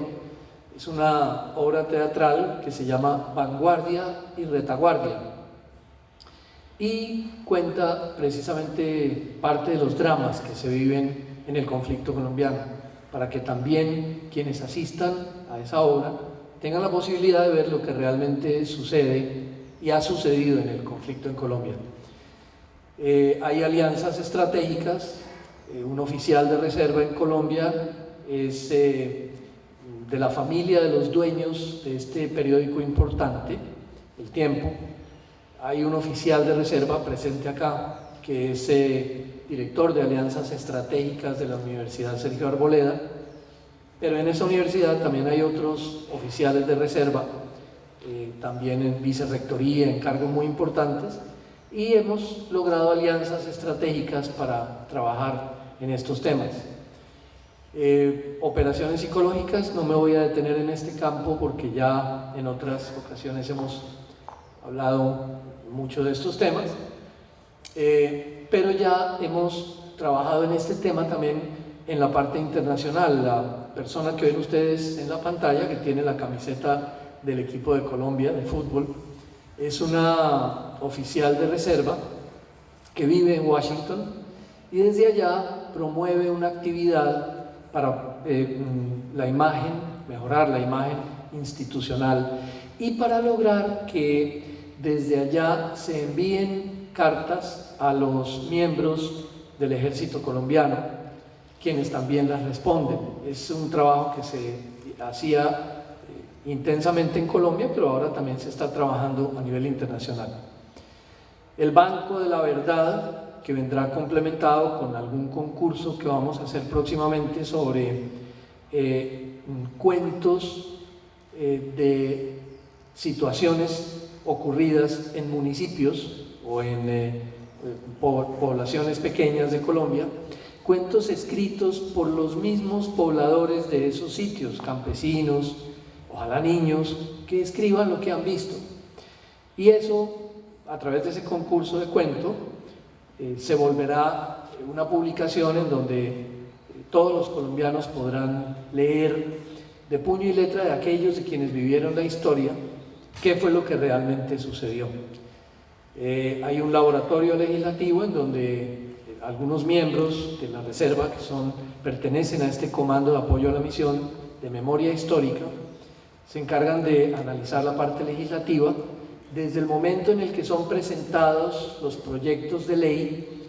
Se analizan para ver de qué manera pueden afectar negativamente este tema de memoria histórica y poder hacer el trabajo necesario, por llamarlo lobby de alguna manera, ante las entidades del Congreso para poder lograr que el tránsito de estas leyes se impulse si son favorables a la producción de la verdadera memoria histórica, o se logre neutralizar si se identifican como proyectos que tienen iniciativas de grupos de extrema izquierda para precisamente escribir lo que no ha sucedido.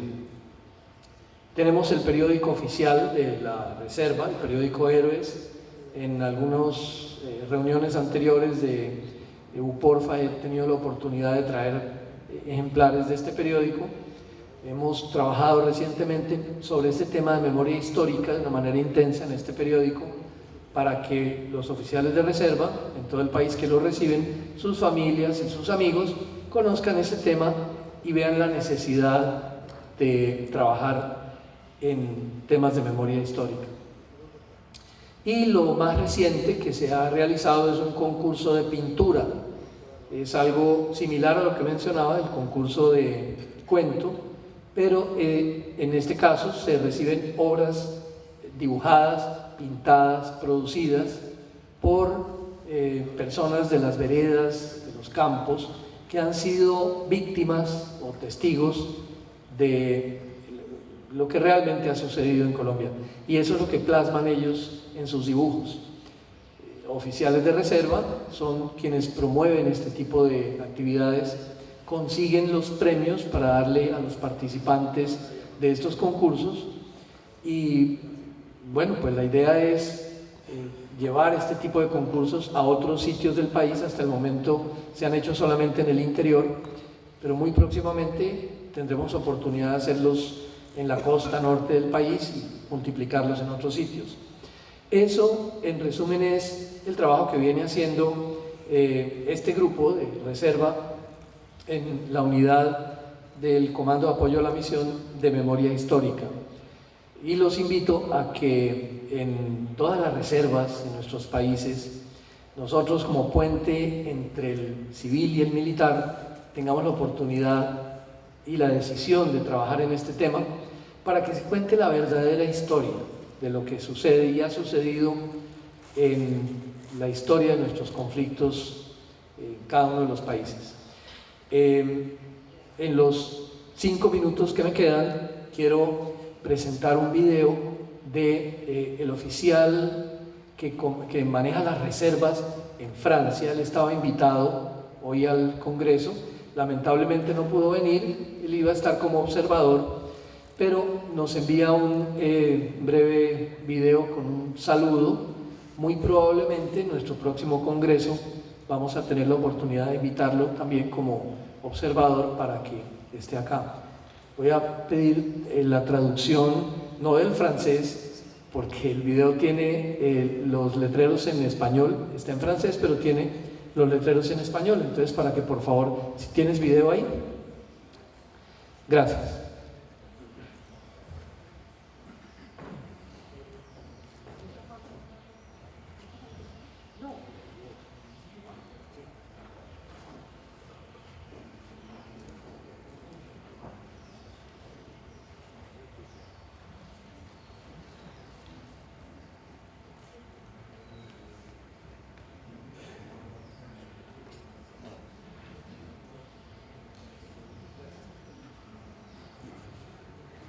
Je tiens à vous remercier pour l'invitation au 20e congrès UPORFA, à laquelle vous m'avez fait l'honneur de m'inviter.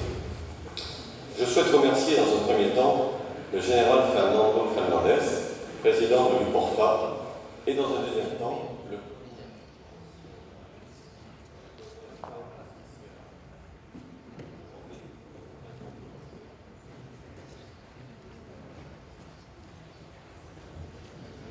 Bueno, tenemos un inconveniente técnico, no sale la imagen del video. Sí, tenemos...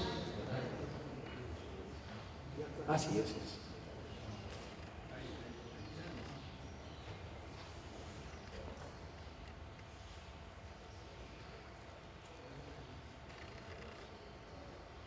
Je tiens à vous remercier pour l'invitation au 20e congrès UPORFA, à laquelle vous m'avez fait l'honneur de m'inviter. Je souhaite remercier dans un premier temps le général Fernando Fernandez, président de l'UPORFA, et dans un deuxième temps le colonel Rocio Cruz et le colonel Carlos Sierra. Je profite de l'occasion qui m'est offerte pour saluer les officiers professionnels de la réserve des armées du Pérou, Colombie, Chile, Argentina, Canada et États-Unis. Je suis le lieutenant-colonel Gérard Dufieux. J'ai 44 ans de service dans l'armée de terre française, dont 6 ans dans la réserve opérationnelle française. Débutant ma carrière comme commando, puis chef de groupe commando, je l'ai poursuivi dans l'infanterie comme officier, après avoir suivi une scolarité aux écoles de Saint-Cyr-Couët-Quilan, en occupant les fonctions allant de chef de section de combat mécanisé à commandant de bataillon d'infanterie, puis commandant second d'un régiment parachutiste. Diplômé de l'école d'état-major française, admissible à l'école de guerre, j'ai pu poursuivre en deuxième partie de carrière un cursus comme officier d'état-major.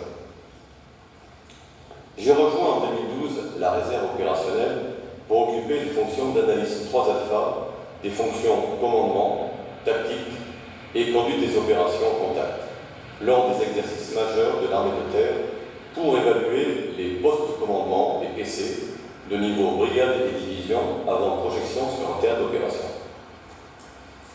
Les réserves militaires sont globalement constituées de l'ensemble des citoyens qui consacrent une partie de leur temps à la défense de la nation.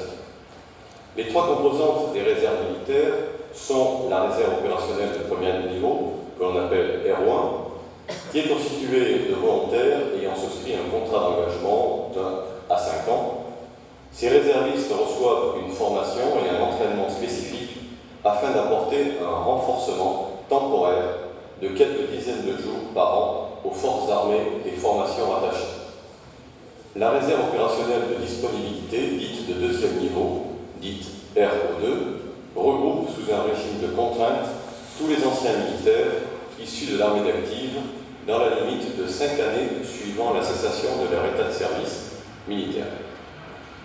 La réserve citoyenne, enfin, troisième composante des réserves militaires, est constituée de volontaires agréés à titre temporaire par l'autorité militaire en raison de leurs compétences, de leurs expériences ou de leur intérêt pour les questions relevant de la défense nationale.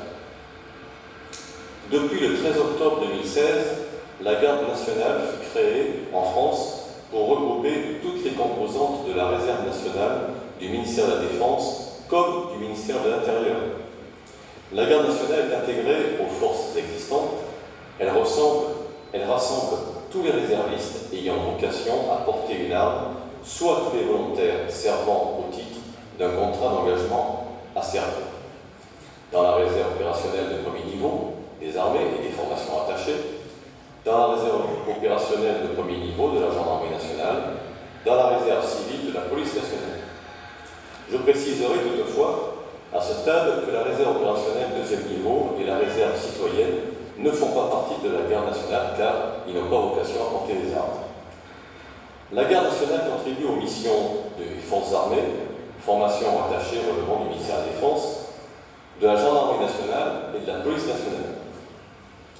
La garde nationale répond à 3 objectifs.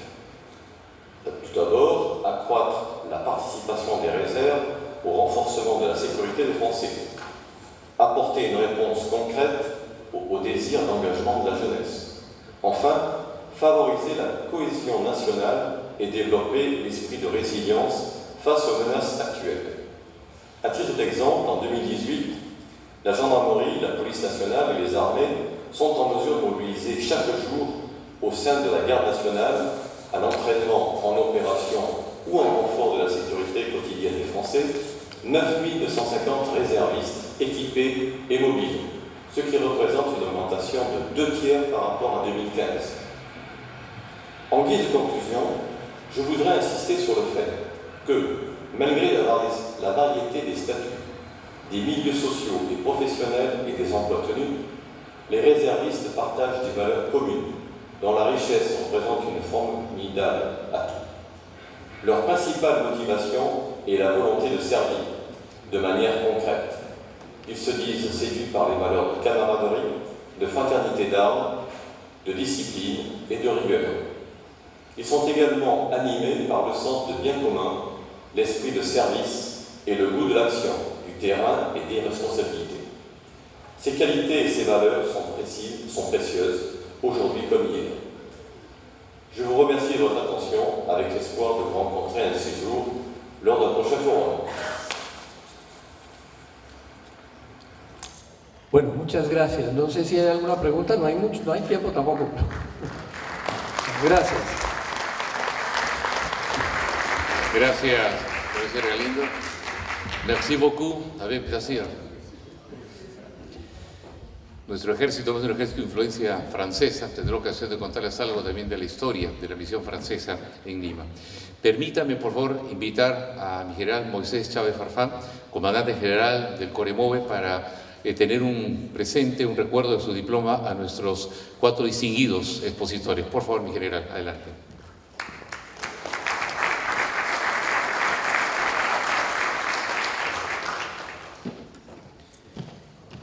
Gracias, mi general. Para la brigadier general Dustin Schultz. Mi general. Al medio, por favor.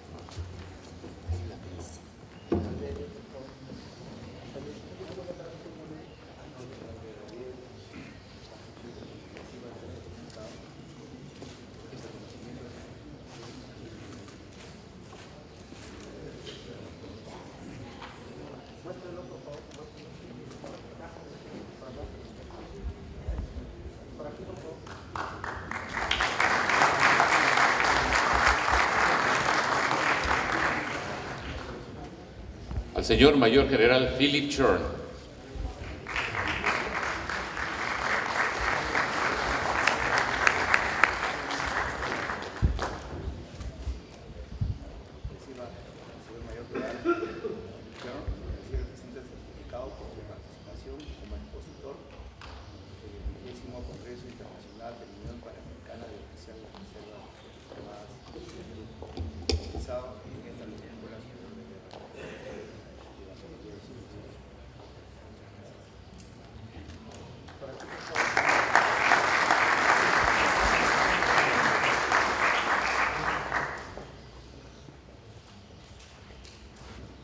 Señor brigadier general Rob Mackenzie.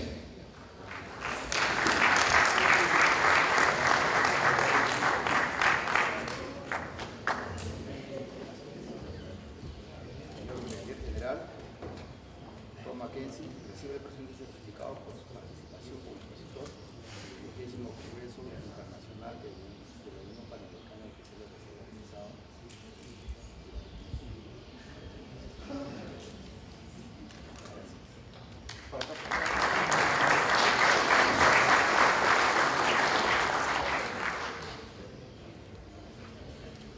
Y señor coronel Carlos Alfonso Sierra Galindo.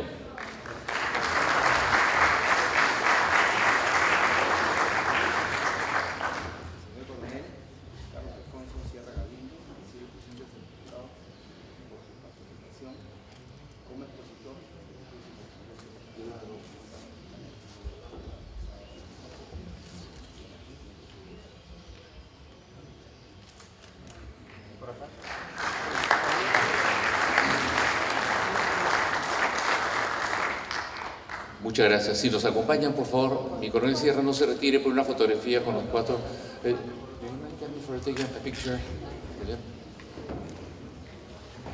Muchas gracias.